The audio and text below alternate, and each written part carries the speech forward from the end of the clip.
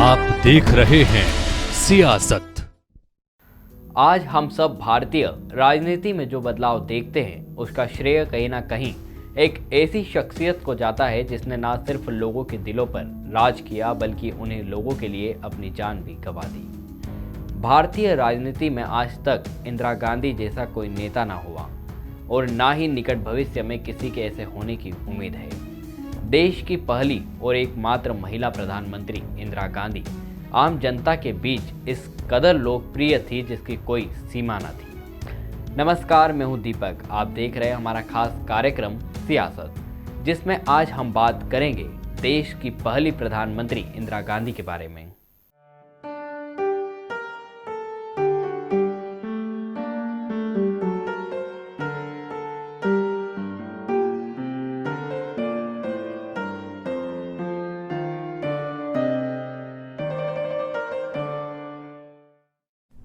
इंदिरा गांधी का जन्म 19 नवंबर 1917 को हुआ था। उनके पिता जवाहरलाल नेहरू आज़ादी की लड़ाई का नेतृत्व करने वालों में शामिल थे। वही दौर रहा जब 1919 में उनका परिवार बापू के सानिध्य में आया और इंदिरा ने पिता नेहरू से राजनीति का ककहरा सीखा। मात्र 11 साल की उम्र में उन्होंने ब्रिटिश शासन का विरोध करने के लिए बच्चों की वानर सेना बनाई। 1938 में वह औपचारिक तौर पर इंडियन नेशनल कांग्रेस में शामिल हुई और 1947 से 1964 तक अपने प्रधानमंत्री पिता नेहरू के साथ उन्होंने काम करना शुरू किया।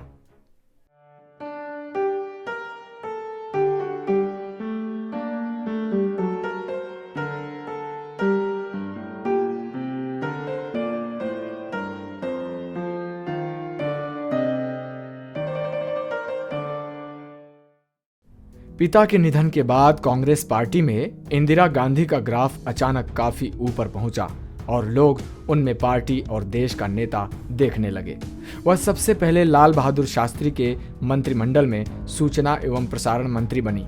शास्त्री जी के निधन के बाद 1966 में वह देश के सबसे शक्तिशाली पद प्रधानमंत्री पर आसीन हुई।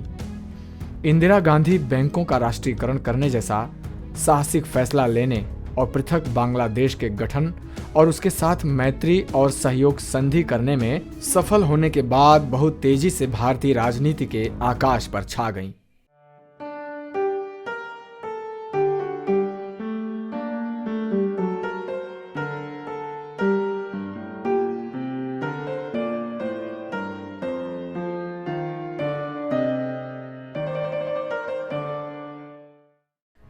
उन्नीस 1971 में युद्ध ने एक नए मुल्क बांग्लादेश को जन्म दिया था और पाकिस्तान के इतिहास में करारी हार के तौर पर 16 दिसंबर का दिन दर्ज हो गया।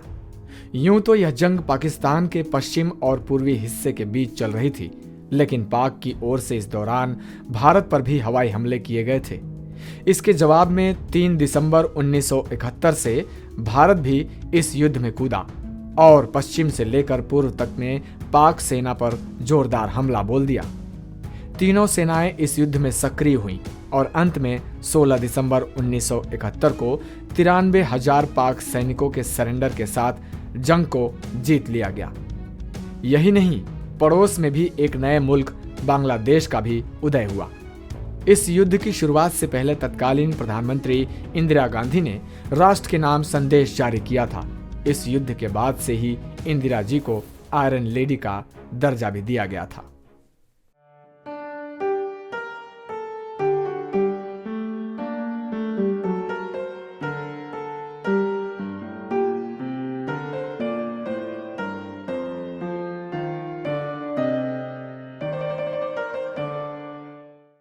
बारह जून 1975 को इलाहाबाद उच्च न्यायालय ने इंदिरा गांधी के लोकसभा चुनाव को रद्द घोषित कर दिया था।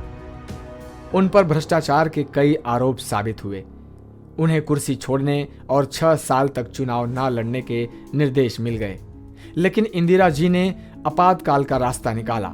25 जून 1975 को इंदिरा गांधी ने संविधान की धारा 352 के प्रावधानानुसार आपातकालीन स्थिति की घोषणा कर दी।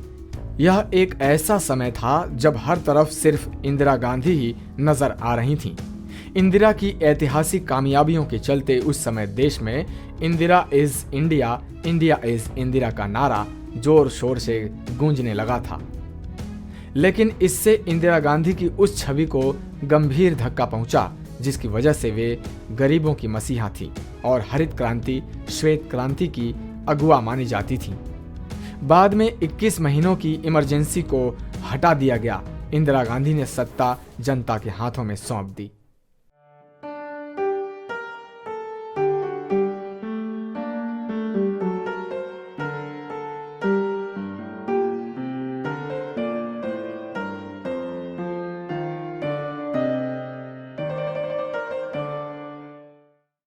इंदिरा गांधी के लिए 1980 का दशक खालिस्तानी आतंकवाद के रूप में बड़ी चुनौती लेकर आया। 1984 में सिख चरमपंथ की धीरे धीरे सुलगती आग फैल गई और अमृतसर के स्वर्ण मंदिर में चरमपंथियों का जमावड़ा होने लगा।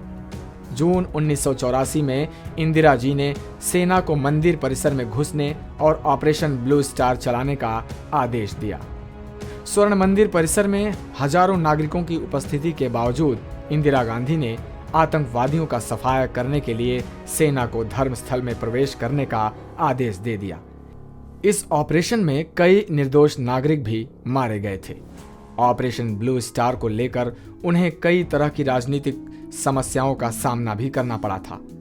राजनीति की नब्ज को समझने वाली इंदिरा मौत की आहट को तनिक भी भांप नहीं सकी और 31 अक्टूबर 1984 को उनकी सुरक्षा में तैनात 2 सुरक्षा कर्मियों जसवंत सिंह और बेअंत सिंह ने उन्हें गोली मार दी, जिससे उनका निधन हो गया। उनकी मौत के बाद तो जैसे उनके अपनों ने ही उनको बदनाम करना शुरू कर दिया।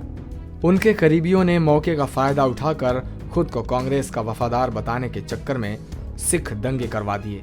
इंदिरा जी की राजनीतिक विरासत को पहले उनके बड़े पुत्र राजीव गांधी ने आगे बढ़ाया था और अब सोनिया गांधी, राहुल गांधी और प्रियंका गांधी उससे जुड़े हुए हैं। तो यह थी देश की पूर्व प्रधानमंत्री इंदिरा गांधी के बारे में रोचक जानकारी। इसी तरह के और राजनेताओं के बारे में जानने के लिए देखते रहिए मृदुभाषी का खास कार्यक्रम सियासत।